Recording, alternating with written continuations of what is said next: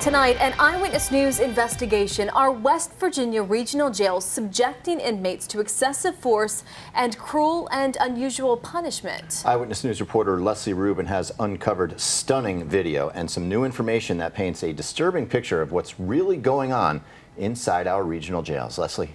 Rick, we've learned that a group within West Virginia regional jails known as SRT, or Special Response Team, is the subject of dozens of lawsuits by inmates, all with similar stories of being shot with projectiles, tased, and even seriously burned from exploding grenades. So we started our own investigation, and what we found out may be considered disturbing to some viewers.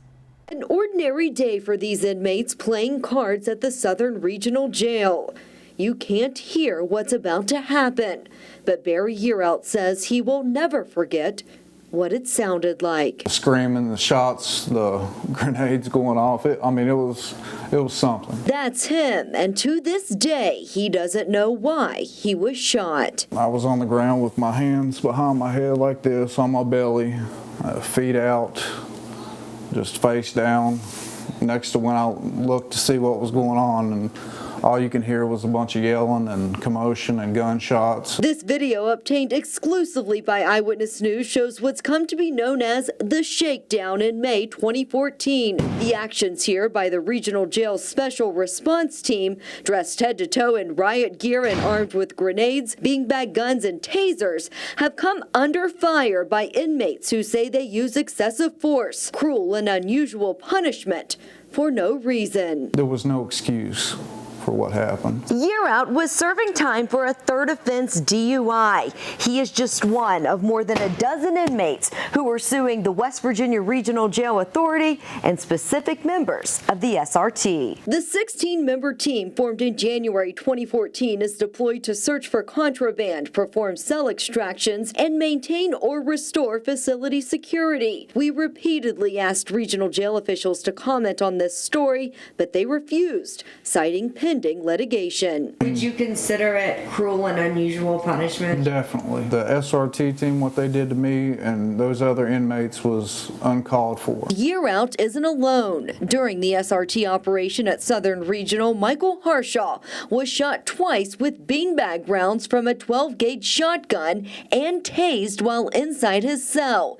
Incident reports obtained by Eyewitness News through the Freedom of Information Act say that Harshaw did not comply with orders to show his hands. The reports indicate the SRT made the tactical entry because the inmates wouldn't lock down. But Yearout says they were never told to do so. Were they telling you to do something that you weren't doing? No, ma'am. There was no notice whatsoever. There is always one or two COs that come in and make sure you're locked down. They make sure every door is secure and is not open. Every time. But it isn't just that one SRT operation that's caused controversy. This is what Shane Markham looked like following having a flashbang and stinger grenade thrown through the food tray slot of his cell at Western Regional Jail in February 2015. A jail nurse noted he had charred black skin on his shoulder, arm, and abdomen. His hair was singed and he had abrasions on the back of his neck. Incident reports say that operation was conducted in order to move Markham to another jail following a fight with a corrections officer. Video of that operation exists, but the jail authority has fought to keep it from being made public. Kanawha Circuit Court Judge Joanna Tabbitt recently ruled that it was not exempt from the state's Freedom of Information Act after jail lawyers argued it could be used by inmates to form an escape. They have since appealed the judge's ruling, and it's now up to the state Supreme Court whether the public will ever see that video. Everyone needs a voice, and they need advocacy when their rights and when their civil rights have been trampled upon. And I think we are seeing a lot of need for advocacy for inmates in the state of West Virginia right now. Mountain State Justice lawyer Aaron Moss, who has represented inmates in similar cases, says in many instances there's just no effort to stop the use of force from ultimately being used. We need to view these people as people. They're people with the exact same constitutional rights that we enjoy as free members of society, and those rights need to be upheld. According to a Special Operations Board review report marked confidential, the Special Response Team was deployed at Southern Regional because of 39 assaults on inmates and staff, 27 fights among inmates, and 8 instances of inmates possessing weapons from January to May of 2014, saying the deployment of the SRT was necessary in order to reestablish control of the jail and to ensure the safety of the staff, inmates, and ultimately the public. But deposition testimony from the 2 highest-ranking members at Southern Regional shows that both agreed the actions they saw on the video were inappropriate and questionable. There's bad people in there. You got murderers and baby rapists, and it's still inhumane. Any way you look at it. And on top of the shakedown, they treated these individuals entirely inappropriately, with malice. It was awful what they did. That's year-out's lawyer, Paul Strobel, who is also representing Markham and Harshaw. They point out that the inmates had every possession in their cell removed and trashed. Court papers, personal items, even toilet paper and mattresses. We slept on the concrete for 2 days. Our pod did. There were several pods that went 3 or 4 days without. Year-out says that only led to more problems. Just days after the SRT came through to make the jail safer, 51-year-old Carlos McMillian was killed by another inmate. Court testimony revealing that deadly argument sparked by a fight over a mattress. We have asked for comment on this story and about SRT from regional jail officials multiple times over the last several weeks. Just about an hour before this story was aired tonight, a communications director for the state tells us that Executive Director David Farmer, who took over last spring, eliminated the SRT program within a month of his appointment. He says its policies no longer exist. Quote, he has also implemented a new policy that requires the prompt reporting and close scrutiny of all use of force incidents, the release went on to say.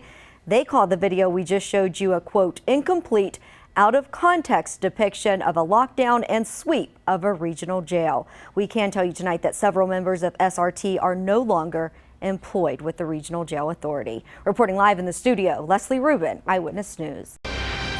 In an Eyewitness News exclusive investigation, we continue to look into a now disbanded group inside West Virginia regional jails called the Special Response Team. Under new leadership, they're no longer allowed to operate, but their actions while they were operational are at the center of dozens of lawsuits by inmates who say they caused them serious injuries. Eyewitness News reporter Leslie Rubin has more on what the jail doesn't want you to see and why the issue has wound up now before the Supreme Court.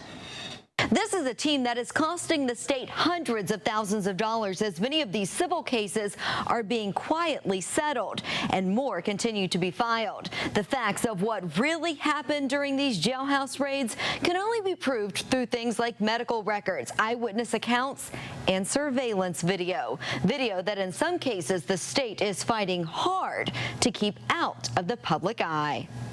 If you blink, you miss it. The flash from grenades being thrown inside Dustin Bradley's cell at the Southern Regional Jail. Smoke billows out, and seconds later, Special Response Team members escort him down the stairs. You can't see what happens inside his cell, but according to the jail's SRT policy at the time, cameras should have caught it. Perhaps on the video being shot with a handheld camcorder by this SRT member standing on the table. More than $220,000 was spent on SRT equipment and training. Thousands of that was for cameras in an effort to ultimately protect them from excessive force claims. However, Bradley's lawyer says that video, like many others, has never been produced and could have been destroyed. West Virginia Regional Jails is in the midst of fighting dozens of lawsuits by inmates who say the team used excessive force when carrying out shakedowns in jails across the state. The 16-member team formed in January January 2014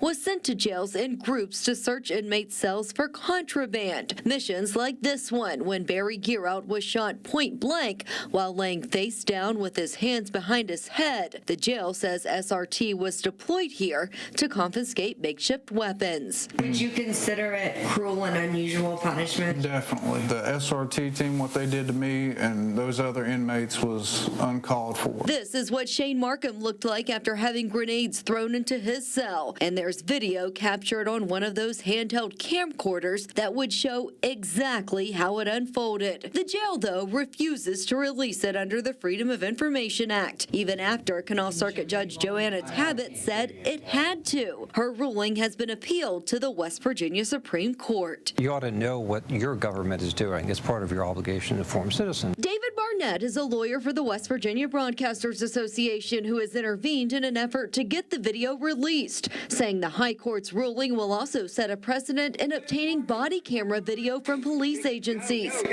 The Attorney General's office is representing the jail and says the video shows the facility's layout and design, which could compromise security and could be used to form an escape or carry out assaults. The state also says that allowing the public to see the video would be an invasion of the SRT members' privacy. We're not talking about somebody who's in the CIA. We're talking about people who are corrections officers.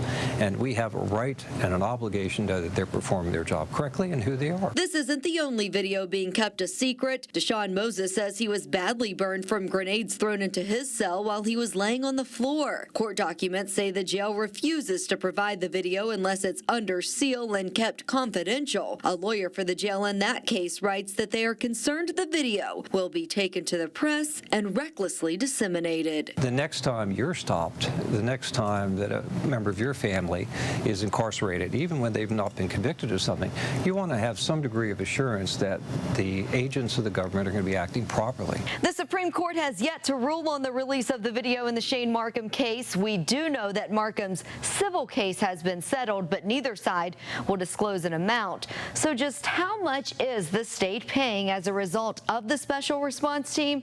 That's information we're still compiling, and we'll be sure to keep you updated on what we uncover. Reporting in the studio, Leslie Rubin, Eyewitness.